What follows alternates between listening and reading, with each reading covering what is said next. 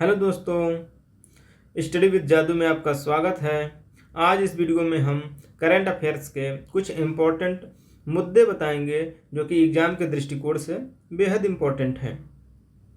इसमें हम आपको डेली करंट अफेयर्स के जो इम्पोर्टेंट मुद्दे होंगे उनको चर्चा करेंगे, जो कि हमारे आने वाले आगामी एग्ज़ाम 2026 में यूपीपीसीएस 2026, 72 बीपीएससी 2026 और एमपीपीएससी के लिए बेहद इम्पोर्टेंट होंगे।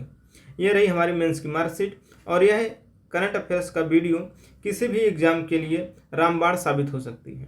क्यों साबित हो सकती है? क्योंकि इसमें हम जो है करंट अफेयर्स के उन्हीं मुद्दों को बताएंगे जो आने वाले एग्ज़ाम में बेहद महत्वपूर्ण होंगे और उनकी आने की संभावना 90% के ऊपर होंगे।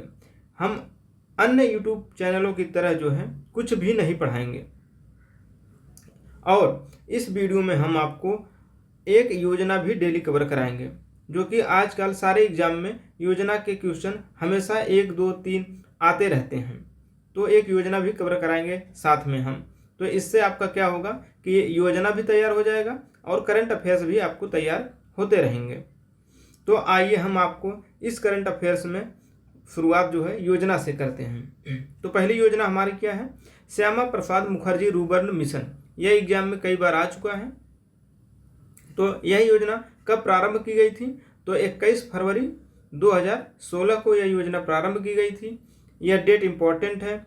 एग्जाम में इन्हीं डेट को पूछ लेता है कि 2016 में शुरू की गई थी कि 2017 में शुरू की गई थी। तो आपको यह डेट याद करना है कि यह योजना जो है 2016 में शुरू की गई थी। किस लिए योजना है? तो इसका उद्देश्य है कि ग्रामीण और शहरी विभाजन को पाटना है और इसका अगला उद्देश्य है कि ग्रामीण क्षेत्र में निवेश को आकर्षित करना है। कुल मिलाकर हमें ग्रामीण क्षेत्र को जो है शहरी क्षेत्र के बराबर विकास करना है। समझ में आई बात?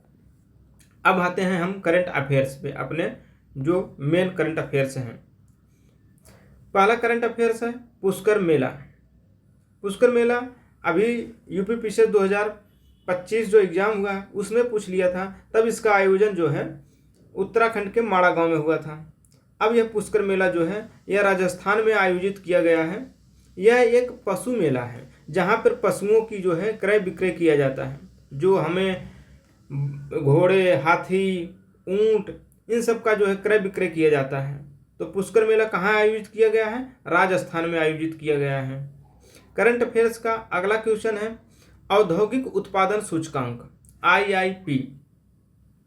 ठीक है, यह सूचकांक जो है हमारे इंडस्ट्री जो है उनके ग्रोथ के बारे में बताता है कि उनकी ग्रोथ घट रही है कि बढ़ रही है, कि हमारे देश में इंडस्ट्रियों का योगदान कितना रहा है, इन सब के बारे में बताती है। एग्जाम में इस पे क्वेश्चन आ चुके हैं। यह पूछ लिया जाता है कि यह रिपोर्ट जो है जारी कौन करता है? तो यह रिपोर्ट जारी करता है NSO कार्यालय। ठीक है, इसका नाम है राष्ट्रीय सांख्यिकी कार्यालय, NSO द्वारा जारी किया जाता है। इसके रिपोर्ट के अनुसार जो है अभी सितंबर 2025 में मैन्युफैक्चरिंग क्षेत्र का जो उत्पादन है वो 4.8% जो है वृद्धि हुई है। तो ये आपको जो है ये वृद्धि भी याद करना है, क्योंकि कभी कभी फैक्ट के रूप में यह पूछ लेता है कि एक सेंटेंस दे देगा कि आपको औद्योगिक उत्पादन सूचकांक यह NSO जारी करता है, इसके अनुसार हमारी ग्रोथ रेट जो है 4.8 हुआ है। तो आपको ये याद करना पड़ेगा। एग्जाम का ऐसा चलन है कि ये डाटा गलत दे के आपको कंफ्यूज करते हैं, तो आप डाटा को जो है याद करिए। तो ये करंट अफेयर्स। अगला करंट अफेयर्स का क्वेश्चन देखते हैं क्लाउड सीडिंग।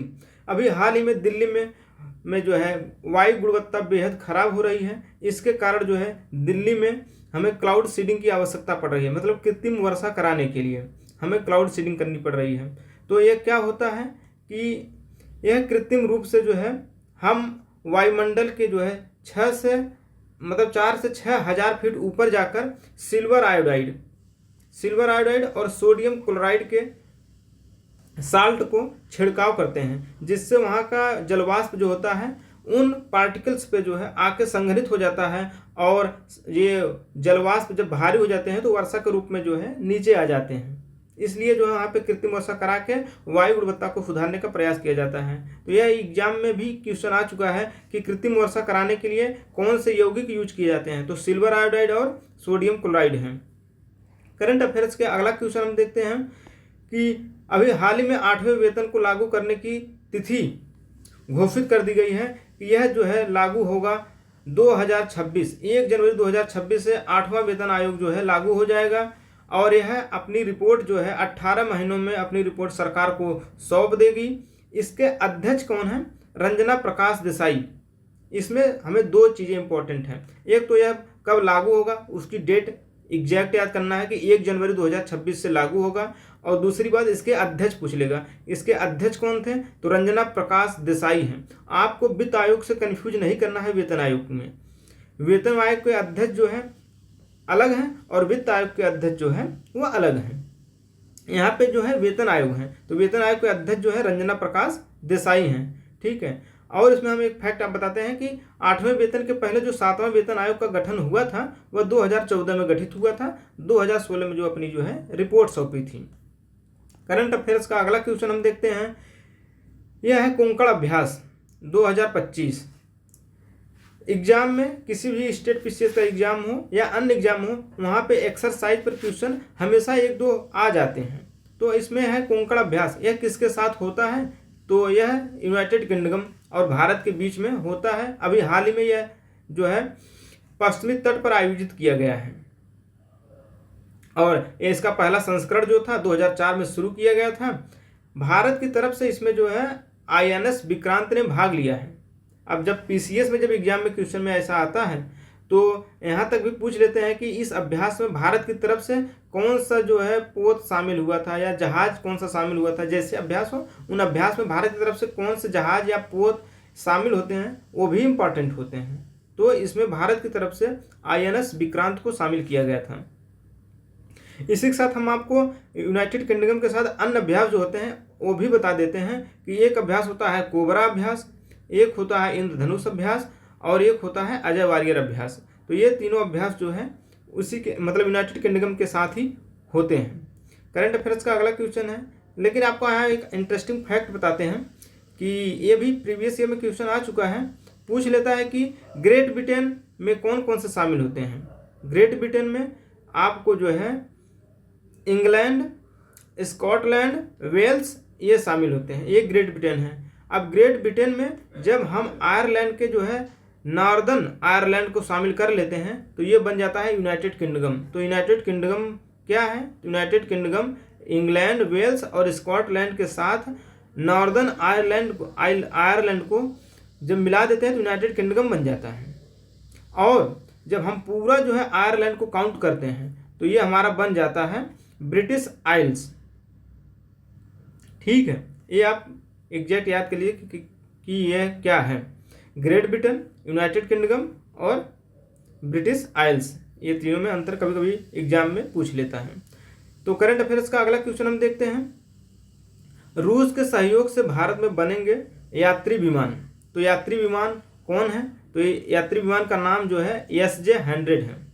यह जो है रूस के सहयोग से भारत में बनने की जो है लिए रूस से हस्ताक्षर किया गया है। इसका उपयोग जो है क्या होगा? घरेलू उड़ान और क्षेत्रीय कनेक्टिविटी को बढ़ावा देने के लिए इसका जो है उपयोग किया जाएगा। और इसमें जो है भारत की जो कंपनी है HAL है, हिंदुस्तान एरोनॉटिक्स लिमिटेड, और रूस की जो कंपनी है UAC, यूनाइटेड एयरक्राफ्ट कॉरपोरेशन, ये दोनों कंपनी मिलके भारत में यात्री विमान बनाने पर काम करेंगी। और यात्री विमान का नाम क्या होगा? SJ-100। ये करंट अफेयर्स इंपॉर्टेंट है, पूछ लेता है, कभी कभी आयोग ऐसा क्वेश्चन पूछ लेता है। तो इस वीडियो में करंट अफेयर्स के ये इंपॉर्टेंट मुद्दे थे कि इस वीडियो में हम आपको डेली बेसिस पे जो है इंपॉर्टेंट मुद्दे बताते हैं। तो डेली बेसिस पे बहुत ज़्यादा हम मुद्दे हम शामिल नहीं करते, जो एग्जाम के दृष्टिकोण से इंपॉर्टेंट है हम उन्हीं को शामिल करते हैं। ऐसा नहीं कि कुछ भी शामिल कर दें और आपको पढ़ा दे 2-3 घंटा ज़बरदस्ती पढ़ा दें, तो उनका कोई मतलब नहीं है।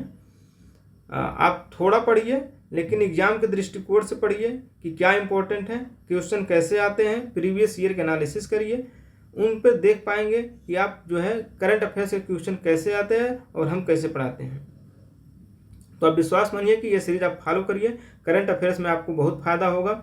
आप एग्ज़ाम दे के आएंगे तो शायद आपके करंट अफेयर से क्वेश्चन एक भी गलत ना हो। तो फॉलो करते रहिए। धन्यवाद।